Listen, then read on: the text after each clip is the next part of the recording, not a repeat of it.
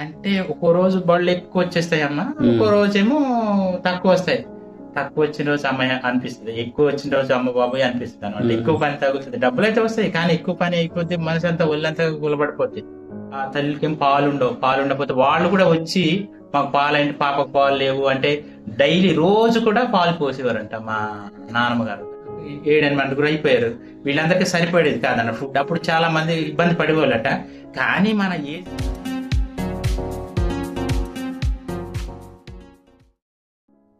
అంటే చెప్పండి, ఇప్పుడు మీ ఊరు, మీ పేరు, మీ కుటుంబం గురించి.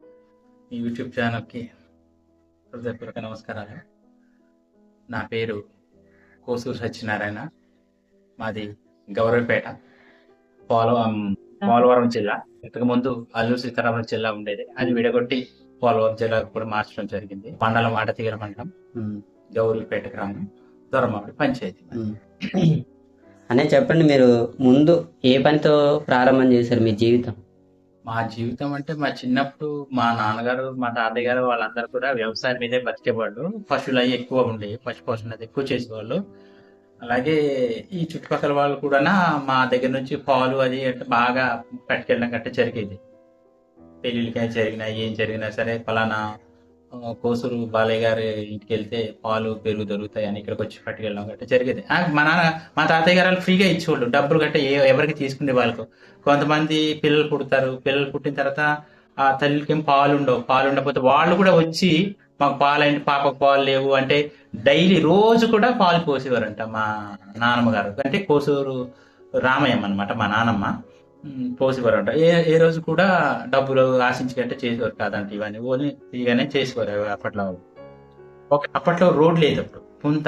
ఇక అప్పట్లో ఇంకా వెహికల్స్ గట్ట ఏం లేవు కాబట్టి నడిచి వెళ్ళేవాళ్ళు. పెళ్లిళ్ళు గట్ట వెళ్ళేసరికి ఈ వెళ్తారు కదా పెళ్లిళ్ళు కదా ఊరేగింపుగా వెళ్ళేటప్పుడు ఇక్కడ రోడ్డు మీద చాలా మంది వెళ్ళేవాళ్ళు.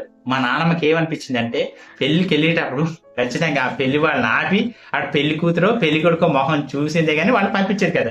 అప్పుడు ఏం చేసేది అంటే మా అమ్మగారు తెలివిగా మా నాన్నమ్మ, ఆపండమ్మ మీరు చాలా దూరంలో వచ్చారు కాబట్టి రండి మా ఇంటికి వచ్చి మజ్జిగ తాగేయాలండి అని అక్కడ వచ్చిన పెళ్లి వాళ్ళందరికీ అందరికి కూడా మజ్జిగ అది ఇచ్చి అందరికి కూడా పంపించి అప్పుడు పెళ్లి కూతురుగా పెళ్లి కూతురు చూసి అప్పుడు పంపించేది అనమాట.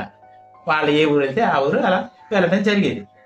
అంటే మా నాన్నగారు వాళ్ళు ఎక్కువగా చాలా కష్టంగా ఇదయ్యారు. మా నాన్నగారు, మా చిన్నాన్నగారు, మా తాతయ్య గారు. ఎందుకంటే మా తాతయ్య గారు అంటే పిల్లలు పెద్ద మంది ఇక్కడ పంటలు గట్ట ఎక్కువ ఉండేవి కదా. అంటే ఉండేవి ఏమిటి అప్పట్లో గంటిసేలు, సామలు, జొన్నలు ఇవి పండించేవాళ్ళు.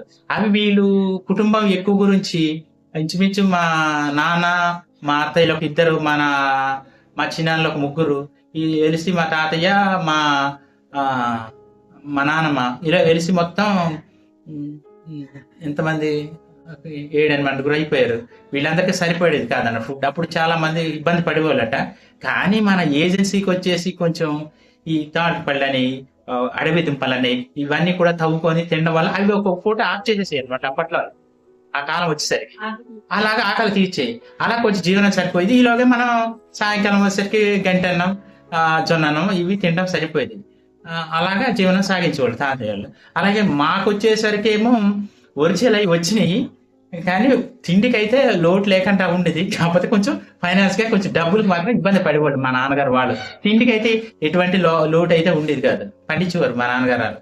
ఈలోగా జడ్డగిరిలో ఒక చిన్న ప్రాజెక్ట్ లాంటిది ఒకటి కట్టారు. అంటే ప్రాజెక్ట్ కాదు, ఒక డ్యామ్ లాంటిది అనమాట. డ్యామ్ అంటే నీరు ఎక్కువ వచ్చింది అనుకో, నీరు వచ్చినప్పుడు అవి తూరదోల పక్కన వస్తాయి. మళ్ళీ పెద్ద కాలం వచ్చేసిందంటే ఆ బల్లలు పడిపోతాయి అంట. వాటంతట అవి పడిపోయాక మళ్ళీ ఒక కాలువ తగ్గినట్టు మళ్ళీ ఆ బల్లలు లేపుకుంటే మళ్ళీ నీరు పూని మళ్ళీ మా చేలలోకి నీరు వస్తుంది అనమాట. ఆ నీరు ద్వారాగా మా చుట్టుపక్కల ఏరియాని కొంచెం డెవలప్ అయినాయి అనమాట. డెవలప్ అంటే వరి పంటలు పండించుకోవడానికి డెవలప్ అయింది అనమాట. అప్పటి నుంచి మాకు ఇక్కడ పెద్ద ఆకలి అనేది లేదు ఇక్కడ ఈ ఏరియాలో. తర్వాత చెప్పండి అన్న, కూలి పనిలో మీరు ఎదుర్కొన్న అవమానాలు లేదా కష్టాలు ఏమైనా ఉన్నాయి? అంటే ఇసుక తోలు కూలి పనికి వెళ్తారు కదా మీరు, అప్పుడు ఏమైనా అవమానాలు కానీ లేదంటే ఏమైనా సమస్యలు కానీ ఎదుర్కొన్న సందర్భాలు ఉన్నాయా?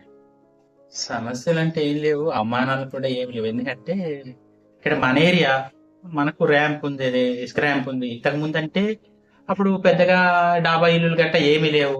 గవర్నమెంట్ పెంకుటిల్లు అవి ఇచ్చే అప్పుడు ఏముండే కాదు. కొంచెం మేము ఎదిగిన తర్వాత ఈ ఒక 10-15 సంవత్సరాల్లోనే కొంచెం ఈ ఊళ్ళు అనేవి డెవలప్ అవడం స్టార్ట్ చేసినాయి అనమాట. ప్రస్తుతానికి ఇప్పుడున్న సిచ్యుయేషన్ లోనైతే ఎక్కువగా ఇల్లు కడుతున్నారు ఈ ఏరియాలోనే. ఇల్లు కడుతున్నారు. ముందు గత ప్రభుత్వంలో ఎక్కువ ఇల్లు కట్టలేదు, కానీ ఇప్పుడు ప్రభుత్వంలో మాత్రం ఈ ఏరియాలో మాత్రం బాగా ఇల్లులు అయితే కట్టడం జరుగుతుంది. అలాగే కొంచెం పెద్ద పెద్ద ఇల్లు కట్టడం జరుగుతుంది అనమాట. అలాగే ఇసుక కూడా మాకు చాలా ఎక్కువగా దొరుకుతుంది, మేము వేయటం జరుగుతుంది అనమాట. అంతేగాని ఇక్కడికి ఎవరు వచ్చి బెదిరించడాలు గట్ట ఏమి ఉండవు. ఇక్కడ ఎవరు వచ్చినా సరే ర్యాంపులోకి వచ్చిన తర్వాత మేము ఇసుక వేసి పంపడం జరుగుతుంది అనమాట. ఓకే. అయితే ఈ ఇసుక కూలి పనికి నువ్వు స్టార్ట్ చేసి మొదలుపెట్టి ఎన్నాళ్ళు అవుతుందని మొదలుపెట్టి ఈ కూలి పనికి వెళ్ళడం ఇసుక? అంటే మేము 70 రూపాయల నుంచి కూడా వేయడం జరిగింది ఇసుక. ట్రాక్టర్ ట్రక్ వచ్చేసి 70 రూపాయల నుంచి వేయడం జరిగింది. ఇప్పుడేమో ఆ ట్రక్ వచ్చేసి 800, 1000 రూపాయలు. అదే డబల్ లోడ్ వేస్తే 1200 అలాగే ఇస్తున్నారు అనమాట. అలా కూడా ఇప్పుడు పెరగడం జరిగింది. ఇప్పుడు మరి అప్పుడు ఓన్లీ ఇసుక తోలకాలు పెద్దగా ఎక్కువ ఉండి కావు, పెద్ద ఇల్లులు గట్ట ఎవరు కట్టి వాళ్ళు కాదు కాబట్టి తక్కువ ఉండేది. అప్పుడు ఓన్లీ పొడి ఇసుక మాత్రమే తోలడం జరిగింది అనమాట. అంటే తడి ఇసుకలు గట్ట తోలివాళ్ళం కాదు. కానీ ఇప్పుడు ఏం చేస్తాం, ఎక్కువగా భవన నిర్మాణాలు అదే ఇల్లు అదే గృహాలు గట్ట బాగా ఎక్కువగా చుట్టుపక్కల కడుతున్నారు కాబట్టి అధికంగా ట్రాక్టర్లు అవి వస్తున్నాయి కాబట్టి మనం నీటిలోంచి ఇసుక వేయడం జరుగుతుంది అనమాట. ఓన్లీ నీటిలోంచి తడిసి పొద్దున వెళ్తాం, తడిసి ఇంకా మధ్యాహ్నం అవ్వచ్చు, సాయంకాలం అవ్వచ్చు, ఇంకా బండి వస్తే కొలకి వేయడం ఇంకా రావడం అనమాట. కష్టం మాత్రం చాలా ఎక్కువగా ఉంటుంది. సాయంకాలం వచ్చేసరికల్లా కాళ్ళు చేతులు పీకేయడం ఇవి ఉంటాయి. మళ్ళీ ఇంకా మర్చిపోయి మళ్ళీ పొద్దున మామూలు పనిలోకి వెళ్ళి పడుకొని. అయితే ఇప్పుడు ఇంత మంచి ఇల్లుని నువ్వు కూలి పని చేస్తూ ఇసుక తోలికెళ్తూనే నిర్మించావు కదా, ఎప్పుడైనా సరే ఇది ఎలా స్టార్ట్ చేయాలి, డబ్బులు ఎక్కడి నుంచి తేవాలి, లోన్స్ ఏమైనా తీసుకుందామా అని ఎప్పుడైనా అనిపించిందా నీకు? లేదంటే నీ స్వతహాగా నీ కష్టం మీదే ఈ ఇల్లునైతే పూర్తి చేసావు? కష్టం మీదేనండి. ఎందుకంటే అప్పట్లో మాది పెద్ద వరద అంటూ వచ్చింది. వరద అంటూ వస్తే ఇక్కడికి వచ్చేసి మా ఇల్లు కొంచెం పొలంలో ఉండేది, డౌన్లోనే. అయితే మిగతా ఊరంతా కొంచెం పైకి ఉంటుంది, మాది కొంచెం డౌన్గా ఉన్నట్టుండేది అండి అప్పుడు. అయితే తూర్పు సైడ్ అనమాట మా ఇల్లులు. ఇక్కడ గౌరిపేట తూర్పు ముఖంగా ఉంటాయి మా ఇల్లులు. అయితే కాలం కూడా మాకు చాలా దగ్గర.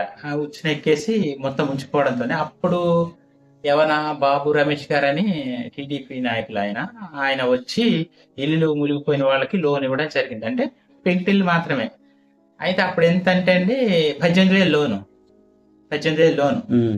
ఆ 18,000 లోన్ ఇస్తే దాన్ని పునాదేసి ఇంకా నాన్నగారు ఆపేశారు. అంటే కొంచెం గోడలు కొంచెం వరకు లేపి ఇంకా ఆపేశారు. ఆపేసిన తర్వాత ఇంకీలోగా మేము కూడా కొంచెం ఎదిగాం కదా, మాకు 18-20 సంవత్సరాలు వచ్చేసరికి 18 సంవత్సరాలు వచ్చినాయి. వచ్చేసరికల్లా ఉండాలి ఇల్లు అన్న ఉద్దేశం మీద పనిలోకి వెళ్ళి డబ్బులు అన్న పోగేసుకొని ఇలాగా వ్యవసాయపూర్వకంగా కూడా ఎంతో కొంత వస్తుంటాయి కదా, జీడిమడి తోట దూరంగా. అలాగే మా అమ్మగారు కూడా కొంచెం డబ్బులు ఇచ్చి, ఎక్కువ శాతం అయితే ఇసుక తోల నుంచే తీసుకున్న డబ్బులు అండి, మామూలుగా పని చేసుకున్న డబ్బులు దానిలో పోగేసుకుని ఆ డబ్బులతో ఇలా కట్టుకోవడం జరిగింది అనమాట. 365 రోజుల్లో ఎన్ని రోజులు వెళ్తానే? అంటే ఒక్కో రోజు బళ్ళు ఎక్కువ వచ్చేస్తాయి అమ్మ, ఒక్కో రోజేమో తక్కువ వస్తాయి. తక్కువ వచ్చిన రోజు అమ్మాయి అనిపిస్తుంది, ఎక్కువ వచ్చిన రోజు అమ్మ బాబాయ్ అనిపిస్తుంది అనమాట. ఎక్కువ పని తగ్గుతుంది, డబ్బులు అయితే వస్తాయి, కానీ ఎక్కువ పని అయిపోతే మనసు అంతా ఒళ్ళంతా గులబడిపోతుంది. అదే తక్కువ రోజు వచ్చినాక ఆ రోజు బళ్ళు రాలేదనుకో, ఆ రోజే మనకు సెలవు, సంతోషంగా ఉంటాం. ఫోన్లేరా ఇంటికాడ హ్యాపీగా ఉంటాంలే అని ఆ రోజే హ్యాపీగా ఉంటాం. లేదనుకో ఇంకా డైలీ ఇంకా పొద్దున్న లేసి ఇంకా వెళ్ళడం, ఇసుకేసుకోవడం, వచ్చేయడం, ఇంకా అంటే దినచర్య అయిపోద్ది అనమాట. ట్రాక్టర్ రాకపోతే ఆ రోజు సెలవు, లేదంటే ఇంకా ఎప్పుడు ఇంకా అలా చేసుకుంటూ ఉంటాం. ఇవాళ సండే ఆదివారం, ఇవాళ ట్రాక్టర్లు వచ్చినాయి, వచ్చేసి మధ్యాహ్నం దాకా వేసి మానేస్తాం అన్నాం. బాగానే వాళ్ళు మీరు రావద్దు, ఆదివారం కూడా మన సెలవు లేకపోతే ఎలాగా, వచ్చినందుకు వేసి పంపుతున్నాను 3 బళ్ళు వేసి పంపించేసాం. ముగ్గురు కలిపి 3 బళ్ళు వేసి పంపించేస్తే ఇంకా వాళ్ళు వెళ్ళిపోయారు అనమాట. మధ్యాహ్నం చేసి మీరు రావద్దు ఇలా ఆదివారం కదంటే రావలేదు అని వెళ్ళిపోయారు అనమాట. లేకపోతే వాళ్ళు మధ్యాహ్నం చేసి కూడా వచ్చేయడానికి సిద్ధపడ్డారు. సో ఫ్రెండ్స్, ఇదన్నమాట మా అన్న ఒక ఇన్స్పిరేషన్ స్టోరీ అయితే ఫ్రెండ్స్, స్టోరీ ఎలా అనిపించిందో కింద కామెంట్లో తెలియచేయండి.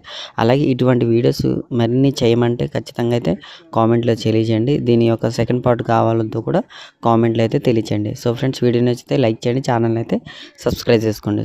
జై హింద్.